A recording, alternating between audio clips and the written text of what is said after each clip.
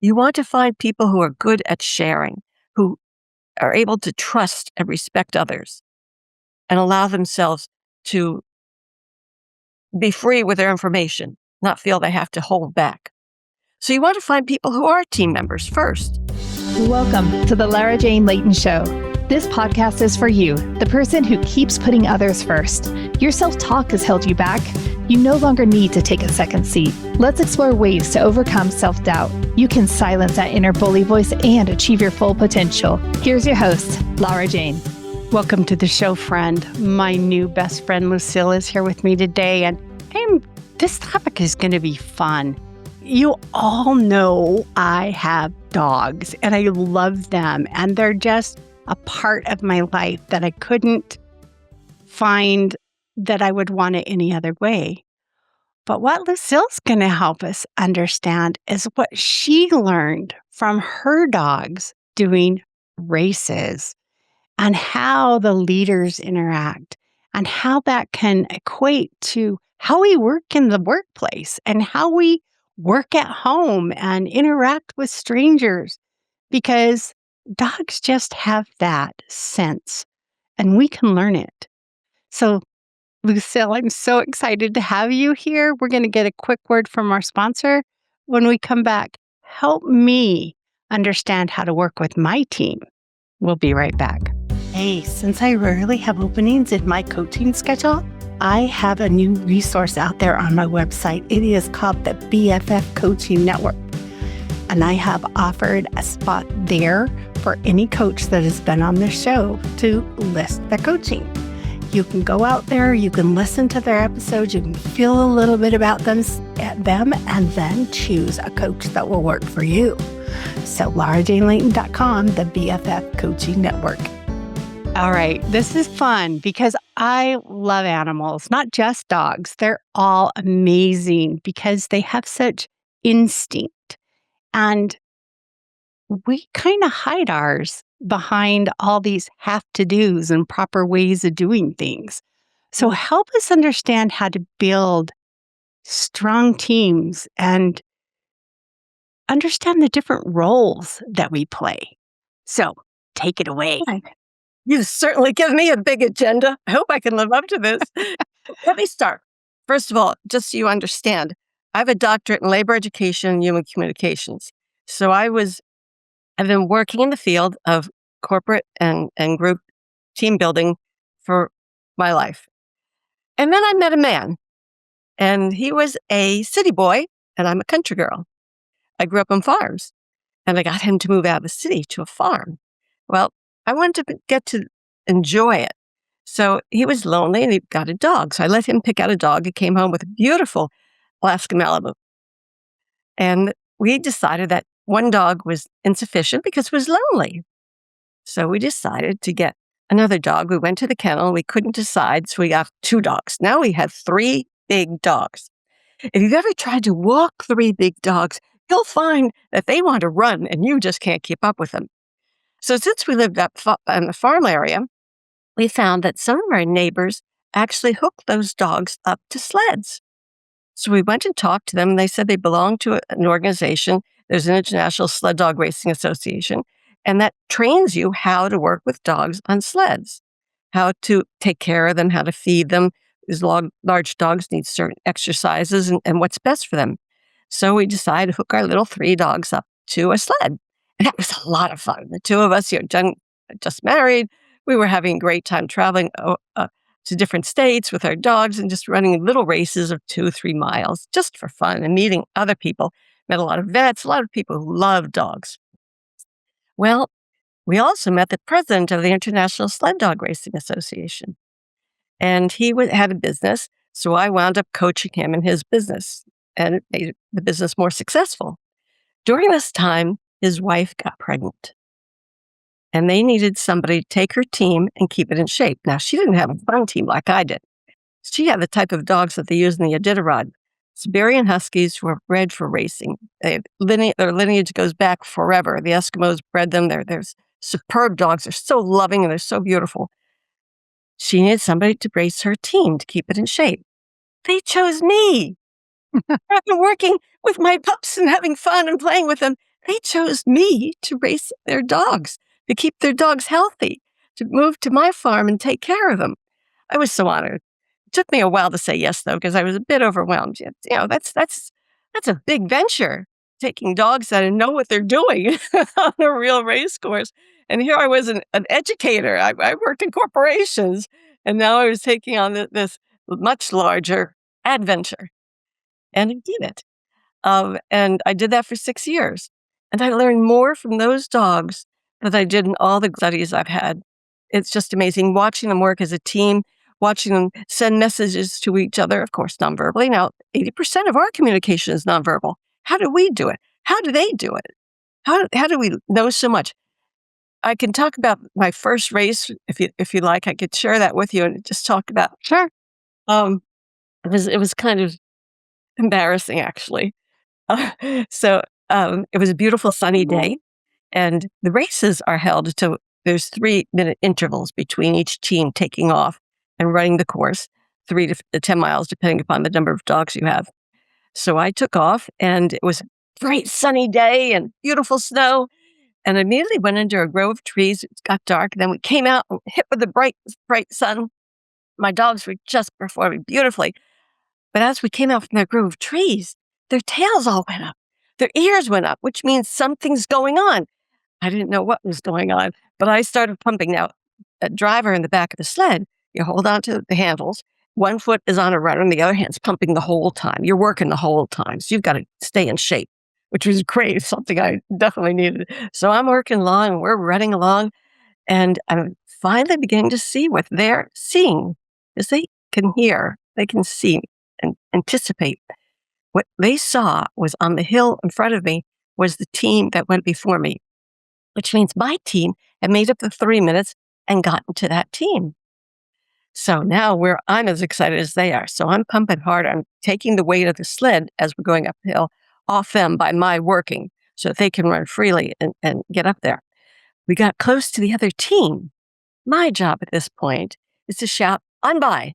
On by means get off this nice, safe trail, get in that deep snow, pass that team, and pass that obstacle, get where you want to go. Well, as we got near the other driver, I called out, may I pass you? I asked the other driver for permission to pass him, to beat him in the race. The driver turned to me like, what are you doing? My lead dog, a little beautiful little red female, turned her head for just a moment. We caught eye. And I realized what I said, that I didn't give her the on-by signal. As she did that, I called on by. She lowered her haunches, stretched her legs. They moved to the left, move on to out of the trail, past the other team beautifully. It was superb. She knew her job. But it was me that didn't know it. And I began to think about this afterwards, especially working. I do so much team building, and I talked to all of my teams that I was working at in corporations, and I share the story. And to me, what happened was that I was thinking about being in the corporate world. You pass somebody in the hallway and you ask for permission to pass them. You don't just shove past them. I was not with my team at that moment. I was so engaged in working hard, my mind was not with them. And I was separated until that little dog turned her head and we had eye contact. And that brought me back. I needed to be with them. I needed to be with them totally. If you're leading a team, you have to be with your team. You can't bring other stories in. You can't bring other advances in, other issues. You focus and you listen and you watch what they're doing. And for that moment, I was so sort of shocked that I caught up to the other team. I started thinking about me and not my team. As soon as I got back to my team, we did beautifully. And I think that's a really important story for all of us, because sometimes we lose it. We lose our team. We get caught up with what the boss is saying or the time frame or something, and we forget what the team is thinking about and what the team needs to succeed. So I use that a lot because I think stories tell a lot about situations, and because I work with so many teams and coach leaders who are managing teams, I think it's kind of relevant. What do you think? Oh, absolutely. And we do that a lot is our teams can be giving us 100%. And we have, as a leader, that little glimpse of, insecurity, self doubt, imposter syndrome, whatever is creeping in your mind. And the whole team kind of like, I'm kind of relying on you to, I call it the kind of the cheerleader. I used to tell people I was the Pied Piper. I don't bitch and moan at my team. I just am excited about the goal and we all go. And that's what your dog was like. Oh, are we doing something else or are we racing? you know? She reminded me. She told me what to do, just so quick, not even a second. Just the fact that she did that. We had eye contact in the middle of her running. And that's all you need, right? If you develop a good team, somebody on that team will remind you somehow, hey, get back here, get back with us, join us, Yeah. because we have to work together to be successful. Yeah. And it is the whole team. It's one goes astray and we make up for it. The team crosses the finish line together. Absolutely. Well, it's like that with our families too. I raised 3 boys. I adopted 1 boy because I was waiting to get pregnant. Didn't happen. I loved it. He was terrific. And I immediately got pregnant, got 2 more. So I got 3 within 3 years. It was phenomenal. Just the best thing that could happen. And as they got older, I wanted to keep our team together. So we ended up for 45 years, when in their teen years, we did martial arts together, 1 night a week. So we got to see each other in action. I was often the uke. The uke is the bag they throw over their shoulders so that I'm the one they tossed most often. And it was good to see that they can deal with women as equals, as somebody a sparring partner. I was a mom and a female, and I think that gave them respect for women. And I think it was a very good, I think they'll tell you, it was a very good experience in their lives. But that was a team too. That was our family. And they saw how working together and how we understand how we protect each other and how we support each other in the jujitsu, in that art form. I think that carries over into their life. Oh, talk of it as work-life integration. I don't feel like we're 2 different people. I don't feel like that you are one and then the other. I feel like you're always both.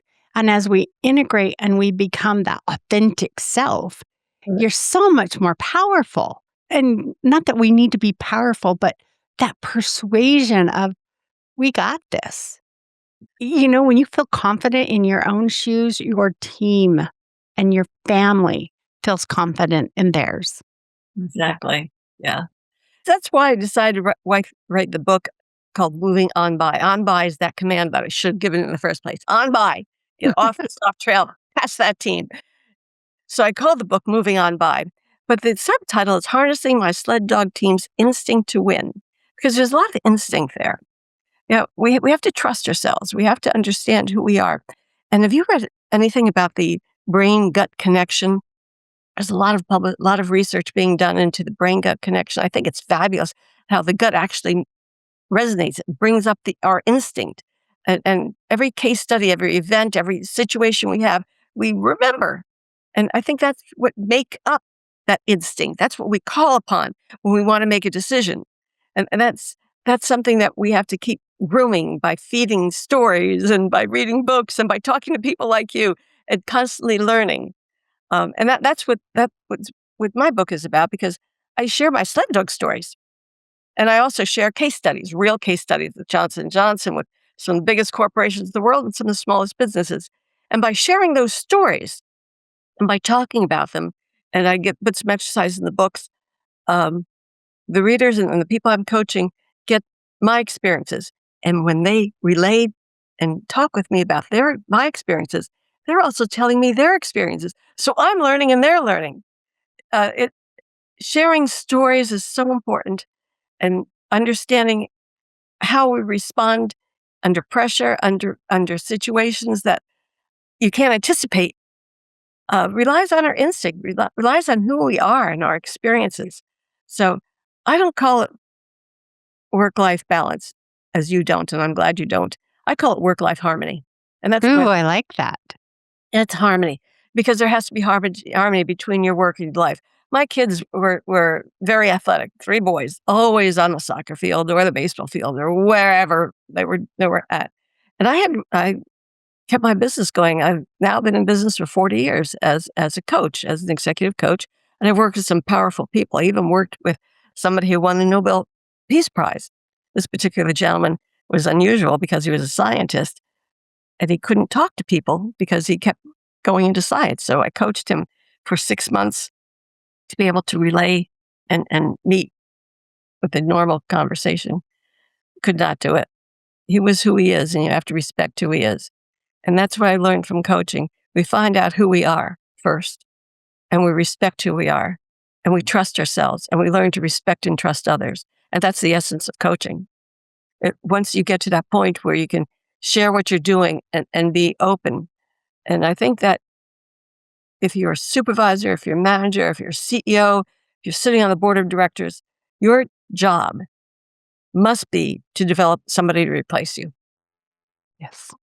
You must develop your legacy. If you want to move up, they have to move up. So how do you do that?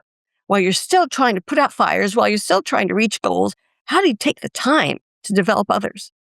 And that involves a lot of trust and a lot of risk because they have to make some of their decisions, and some of their decisions are going to be wrong. So are yours, right? Absolutely. But trusting others is harder than trusting yourself. Okay. So I do a lot of coaching with execs and investing time in how they invest time in others and how they bring Right. people along.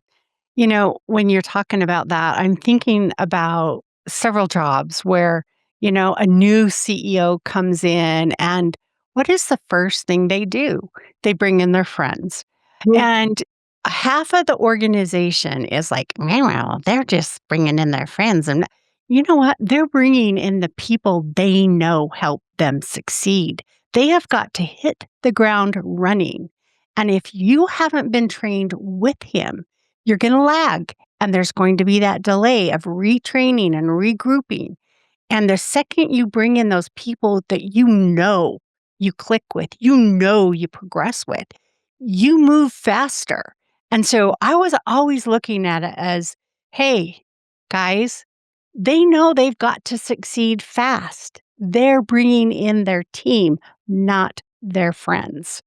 And I would try to explain that, but I think your analogy of the dogs is the perfect example of what these CEOs we've had CTOs do the same thing.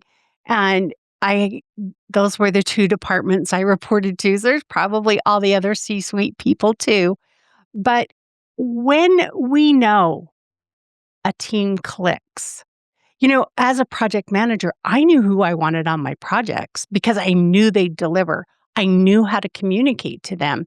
And there wasn't these, hey, learn my signals again. It just got you productive. And so show us how understanding the different dynamics in the dogs relate to our own teams at work. Yeah.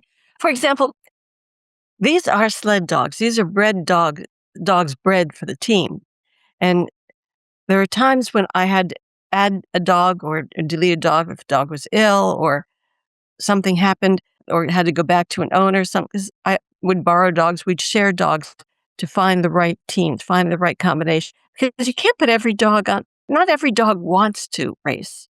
They will sit down. They will take off with a team and they will just sit and let themselves be dragged until you recognize that they're being dragged. You stop the team immediately, take the dog, put them in the base, in the sled itself, you take it back, and you don't put on a team again because it doesn't want to work as a team. And there are people who do not function well on a team. And you have to recognize that. Those people need to be in a situation where they're quiet, where they can work by themselves and they can offer their intellect and job completion. They're not team members. You want to find people who are good at sharing, who are able to trust and respect others and allow themselves to be free with their information, not feel they have to hold back. So you want to find people who are team members first. Is that their inclination? And of course, you want those people to be knowledgeable in their field so that when they bring their information, they're able to share. But the words I use most often is trust and respect. If there's no trust, if they don't feel that people trust them, and if they can't trust their other team members and respect their other team members, they're not going to function. So I put them through some situations to let them see how they look for trust. What do they do to develop trust? On a team, it's easy.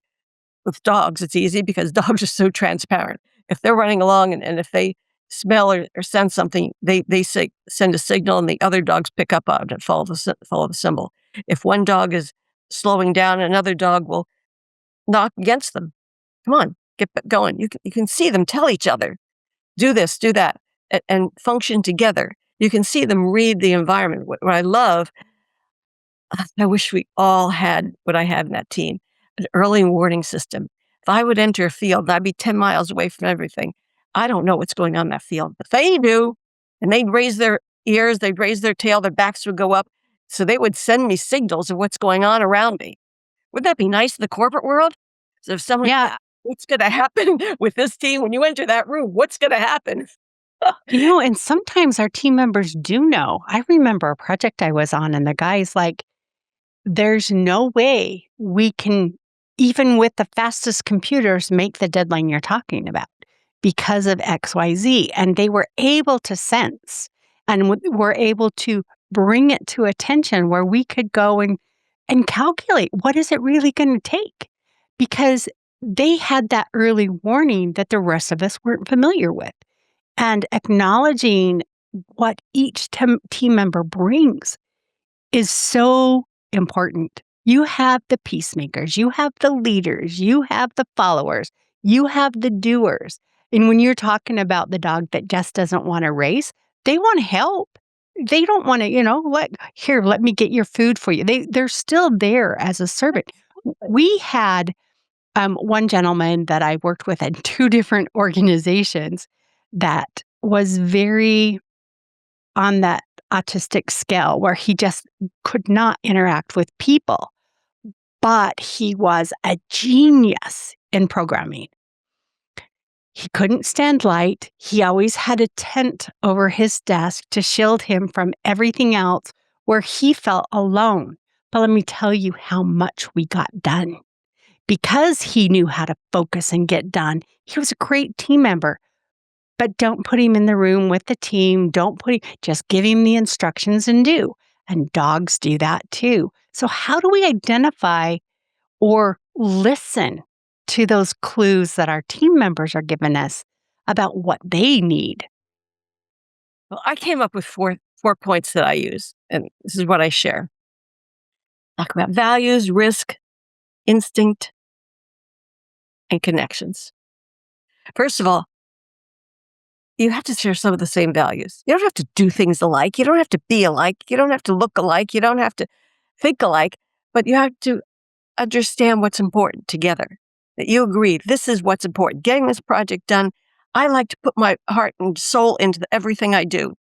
If you don't, that's fine. Let's find some things you like to do, but don't take away from me. Let's invest in this. So are the values the same? Are we both?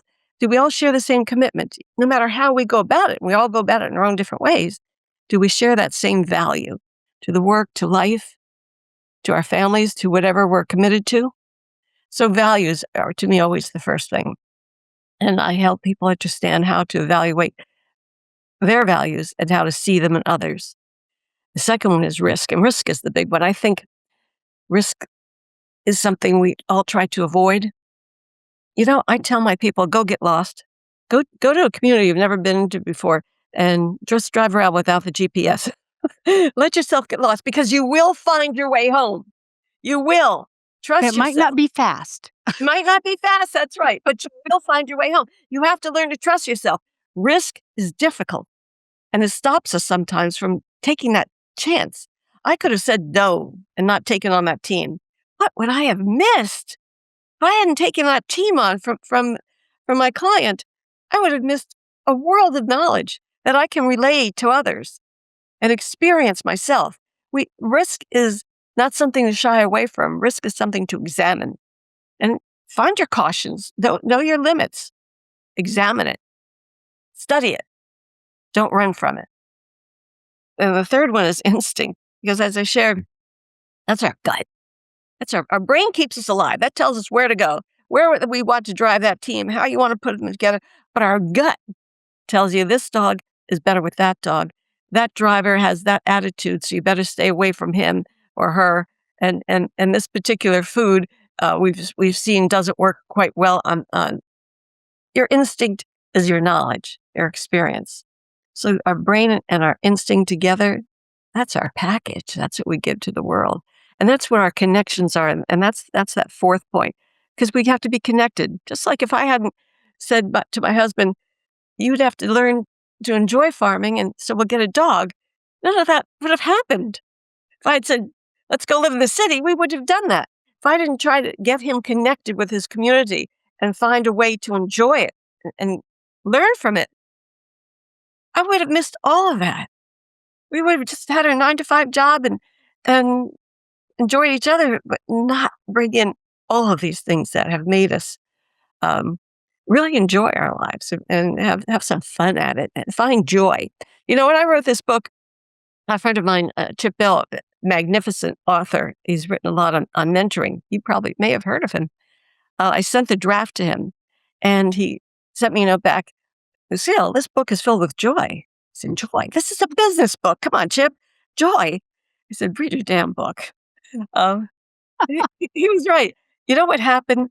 I have my first grandson was born with brittle bones, Genesis. Before he was 4 years old, he had broke 8 bones. It's a very serious disease. And as we were learning about this, I was writing the book, so I'm up at night writing the book and worrying about him and trying to understand this disease, the impact of the disease on his life. And things got written in the book that I weren't expecting. There's stuff in there on getting along with people. There's stuff in there on relationships. There's stuff on connections. A whole section on self-coaching I hadn't planned on putting in because he brought joy to my life.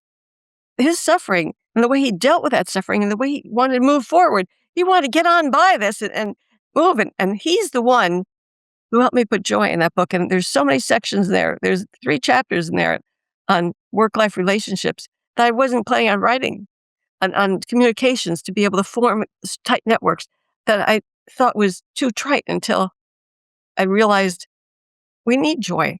We need joy in our life. That's what work-life harmony is about. Find that way to appreciate what we're doing every day, making those tough decisions because there's a reason for those tough decisions. It keeps us going. It keeps the organization going. It keeps our income going. It keeps our life moving. So we put ourselves in a position of making some tough choices. And that doesn't mean we can leave the joy out. It doesn't mean we can't leave the love and the relationships out. And dogs, children, friends, relations, family, they're all important. So I put a little bit of all of that in there. Oh, that's just beautiful because work should be joy. Yes. Why do we let it pull us down? It's that mundane, oh, it's Monday morning and I have to get out of bed. It's time to go back to work. And you just dread that first step where I would be the one jumping out of bed on Monday morning going, I get to go talk to my friends. And it's just like, you get excited if you look at the right things. That's If right. you don't focus on the negative portion. No life is 100% perfect. It's like the earth. We got to have the rain. We got to have the wind. Those things help pollinate the other plants, help water the plants. There's reason for the season changes. There's reason for the weather changes. Find the joy of what that's adding to your life. And it's like, oh, I had a hard time with the team together. There's some frustration and they were not getting along. It was just a storm. It was just something that helped. When you struggle, you find your strength. And through those things, the team finds their strength where we can work together. Now, there could be leaders that could push them apart. Oh, quick story. When I got remarried and I had 2 kids, my oldest and my husband would butt heads all the time. And I was constantly pushing them away. finally, we just went to a family psychologist to help us get through it. And they told me I was the problem. I, trying to keep the peace, was the problem. I wasn't letting them fight their own battles. I wasn't letting them learn how to interact with each other. And sometimes we as leaders step in between our coworkers and try to calm the storm when the storm can calm itself. Yes. I love that story. Absolutely love it because it's so true. You found the right therapist that get to the heart of the issue really quickly. I'd like to take that a little bit into the corporate world and a problem. You know, Deming and discovering problems on an assembly line. As soon as you discover the problem, you can get to a cure. As soon as your son and husband recognize they had the problem and it wasn't yours, they can get to where they want to go. But we have to accept the fact that problems are things that we want to solve and have to be exposed before we can recognize that that's what we want to work on. So we need those. We need to uncover those problems. We need to realize they exist. We can't pretend they don't, or we can't assign them to someone else to deal with. We have to face them. And that's part of getting off that safe trail and taking that risk and going where you want to go, and we're going where you have to go. You know, I talk about trail markers in the book that we plant for ourselves, little markers along the way, because sometimes we're on the wrong trail, and that's fine. We've learned something. So we back up and go into the right trail, and we leave a marker there saying, when this happens, this is something important for me. And we leave those trail markers all along the way. And as we move through our life, similar events are going to occur. And we see our trail markers, it reminds us, yeah, this is something I can do differently, or this is something I did before. That's instinct. This is something I did before, so let me call it to mind and help me make a different decision then. We rely on our instincts, we rely on our experiences, and those trail markers are those. There's a story about when you leave the room, your image remains. Isn't that interesting? Think about it. You left that room, you're not there, but the other people in that room still have an image of you. What is that image? What did you create? What did you leave behind? I think it's Mm.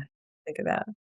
Oh, think about people that have left the room. If you don't believe it, think about being in a meeting where someone got really upset and stomped out.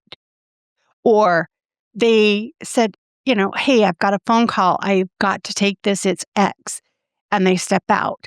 Or, what is it? What was left behind? Did you respect that person more? Or did you think, I don't want to work with that dude again? What was that feeling and that image? Yes. So always leave the room with the image you want to leave. Right. Be aware of yourself, self-awareness. Absolutely. Yeah. I really recently worked on an airport, and my person I was coaching was in charge of the project, and he also had to work with the person in charge of the airport and the person in charge of some of the smaller engineering projects that had to go on. So he had to work with like 5 teams. Very complicated thing to do. The way he succeeded at that was to bring them all into one room and get them to talk to each other. Don't keep them separate. And when issues got up, make sure the dynamics got done. Make sure they were together. Don't try and solve the problems for them. Make them solve the problems. You can be there as the intermediary to keep the conversation going, but you're not the conversation. They are. It is so much easier to get them together and let them hash things out than to be the middleman. Absolutely. And you're running back and forth, and it's going to take you months to solve something you could have done in a meeting. Yeah. And it's like, well, sometimes our corporate executives will say, but I need you guys to stay productive and you can't stay in meetings all day long. And guess what? It was productive. I used to say, I love meetings. I get so much progress in a meeting. Without it, we'd all be stalled. Plus, not only is it the work, but you build that community, that people knowing who each other are. It's not just, oh, the CFO wants us to do this. Hey, we'll call him Brad. Brad wants us to do this. We need to be connected. So I love that point because connection is so critical to really being able to shine your brightest. Yeah. Yeah. Absolutely. That's why I put the part on self-coaching in there, because you don't always need someone to tell you what to do. You often know, but you have to take the time to do it, to think about it for yourself. And we're so busy. We're moms, we're dads, we're uncles, we're cousins, we're sons and daughters. We want to take care of everybody, and we can't. So by self-coaching, we help ourselves pause and breathe. I do a lot of work. I've had CEOs lie on the floor in their office and breathe. Necessary, because they weren't doing that. They were so under such pressure. But once you start breathing, taking it in, and do the body relaxation exercises, you're more able to function. Your mind and body are working together. That's why I call it work-life harmony. We have to be harmonious. We have to understand our environment. And maybe you have to get out of that office. Maybe you have to go and sit under a tree for an hour. If that's what works for you, then go do it. I've actually had that happen. Make people, even in New York, I've brought people out of their offices and gone over to the park. I had one group do hula hoops, um, fun stuff, just to laugh, because there's joy in everything, and you want to discover that joy, and you want to bring that to the surface. We live longer when we're happy, right? Yes.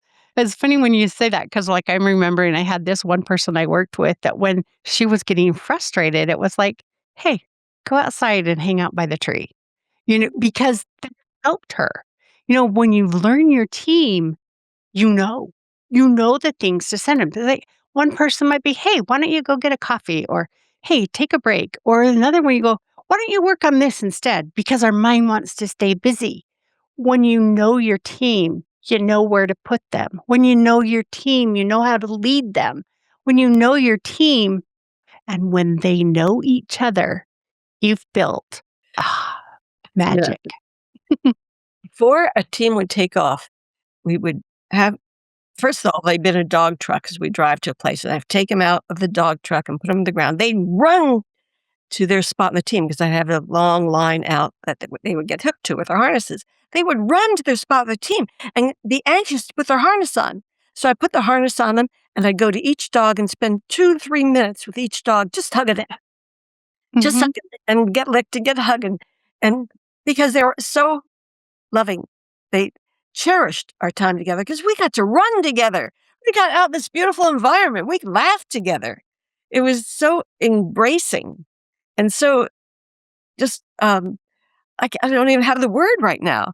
Just so fulfilling for me, and you can see the joy in the dogs too. Um, and I'll never forget those feelings. I'll bring them with me the rest of my life, and I'll share them with you anytime when you're down. I'll remind you, just give a dog a hug. You'll feel better. It's one of my in the middle of the night routines. I get up to pee and then I give both the dogs a hug before I get back up. Do the same thing. Like, "Hi, I love you. Hi, I love you." And it's just like they'll actually get up now and be in a place where it's easy for me to get them instead of like off in the corner. Mom's up, we're gonna get a hug. When when we seek those are the things we want in our life. And when we find them, we're going to get ourselves in the position where we can get them again. We're not going to ignore it. We're going to seek it. We know it. Animals need it. We all need it. We all need that affection. And Or- that's really the important part is we may be talking about our dogs but this is important for our team members. What makes each person feel like they belong? Is it acknowledging them on their birthday? That kind of gets old, but what are those special things? And I'm thinking way back, it's been probably 20 years ago, we were needing to work 12, 13, 14 hours a day to get a project out on time because it was a federally mandated thing. We had a deadline but couldn't move. So I sent flowers to all their wives. Now, I know that kind of sounds sexist, but it was thank you so much. You are helping us get this done. I appreciate you letting your partner work extra time. That doesn't have to be That wise. meant more to the employees than it did the wives. Spouses, their partners, whoever they were. They didn't have to be a woman or a man. The people who are sharing their lives, that are sharing this difficult time, need to be acknowledged and supported as well. And that was a beautiful gesture for you. Oh, because we're all in this together. Your spouse may be in the office with me. When they go home, they're going with you. And they're going to be bringing some baggage with them, some being tired, just being exhausted, just being overworked a little bit. And you're being outside the office where they find their joy again, build themselves back up so when they come back in the office, they can do what they do best on the job. And we're both happy because we're both sharing. We don't work separately. We're all connected.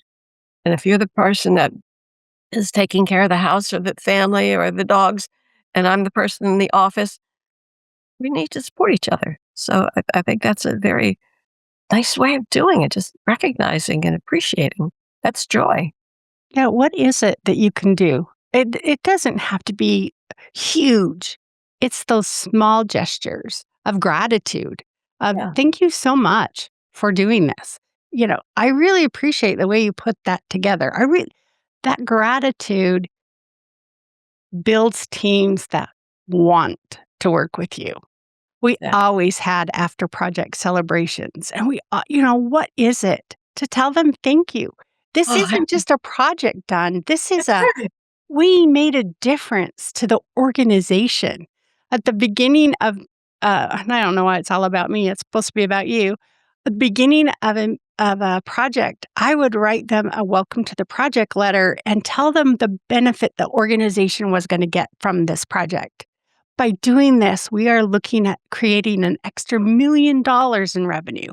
What is it? So that there was something to be proud of, not just another project. And I'm just coding away because I was a software development project manager. I'm just not coding away. I have value.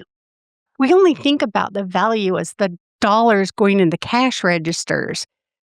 It's those people at the very back in the hidden caves slaving away that make Absolutely. the difference. That's what I said before. There are four things: value, risk, instinct, and connections. And if we can keep those four things prominent in our minds and plan for them, then we can succeed, then we can win. It's our instincts that we want to call them on, that we want to apply. And is it we want to apply? We want to recognize values, accept risk, rely on our instinct, and connect with each other. That's what I spend my life doing. I have the best clients in the world. Each one is so different and so unique and brought something different into my life. And I hope, because I get a lot of Christmas cards because I hear from them for long after we've stopped working together. Um, I think I'm useful for them. And I'm really glad to be useful because I brought joy to somebody's life and made them a little bit more successful and got them that promotion that they wanted to get. I had one woman, wasn't coaching her. She was just an associate of someone I was coaching. And she said to me that she was offered a position, promotion. And I said, "You taking it?" She said, "No, because I've not done the job before, so I may not do it well. So I'm not going to take it." I was flabbergasted. So I asked if I could coach her. And she said, "Okay, you can coach me." I appreciate it, actually. I coached her for 6 months. She took the job, again, without having done it. And right now she's the vice president. If she hadn't taken that job, she had to overcome her fear. She would still be in that same position and not using her talents, not using her skills, holding herself back. So sometimes we think we need more of support than we actually do. And we've got to take that risk. You got to You- get to it. It reminds me of Nordstrom's. They are the ones that business books tout for hiring for attitude. I can teach you a skill easier than I can teach you an attitude. Our attitudes are so built into us that if we look for the person with the right attitude, I can teach them. And that's what they saw in her. Why would they offer somebody a job that had never done it before? Because they have the right attitude and the ability to learn. And I've done it. I've offered people to do things they've never done before because I knew they would succeed. And they just needed to believe in themselves. And you did that. You gave her hope and belief. Let her see herself and let her examine who she is. And sometimes we don't do that. We're moving so fast, we forget who we are. We give ourselves away a lot. Sometimes we just got to put that mirror up and embrace ourselves and say, there's joy here. Yeah. There's joy here. What a beautiful, you know what? Write it down on a sticky note, put it on your wall, and Good idea. remember there is joy here. And even if you have to find it, there is joy. It might be hidden under a bunch of stress, but it's there. Oh, Lucille, you are amazing. I love that the energy and the joy that pops right out of you. There's no question that you are not just that beacon of light that spreads the joy throughout the community. It's just beautiful. I would love for you to share with our friend a little bit about how to get a hold of you, what you do. I know you Sure. already have for the whole hour, but is that okay? It's time to write this down. And how do we work with you? Because to just feel that joy, it would, it's like that spark. Let me teach you how to create a spark because once you have it, you can spread joy everywhere. Sweet.